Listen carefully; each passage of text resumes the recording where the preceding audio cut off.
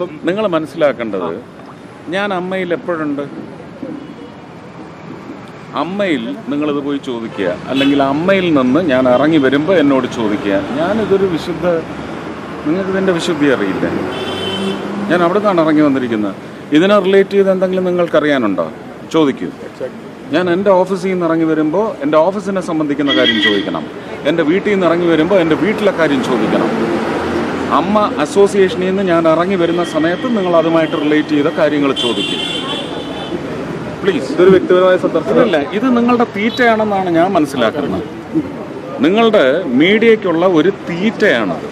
നിങ്ങൾ അത് വെച്ച് കാശുണ്ടാക്കിക്കോളൂ, ഒരു കുഴപ്പമില്ല. പക്ഷേ ഒരു വലിയ സംവിധാനത്തിന് തകിടം മറിക്കുകയാണ് നിങ്ങൾ. ഈ വിഷയങ്ങളെല്ലാം കോടതിയിലുണ്ടെങ്കിൽ കോടതിക്ക് ബുദ്ധിയുണ്ട്, കോടതിക്ക് യുക്തിയുണ്ട്, കോടതി തീരുമാനമെടുക്കും.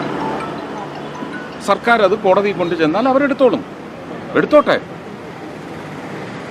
നിങ്ങളിത് ആടിനെ തമ്മി തല്ലിച്ചിട്ട് ചോര കൂടി മാത്രമല്ല, നിങ്ങളൊരു സമൂഹത്തിൻ്റെ മാനസികാവസ്ഥയെ നിങ്ങൾ വഴിതെറ്റിച്ചു വിടുകയാണ്. പരാതി ആരോപണത്തിന്റെ രൂപത്തിലാണ് നിൽക്കുന്നത്. നിങ്ങൾ ആരോടാ സംസാരിക്കുന്നത്? നിങ്ങൾ ജനങ്ങളോട് എന്താണ് പറയുന്നത്?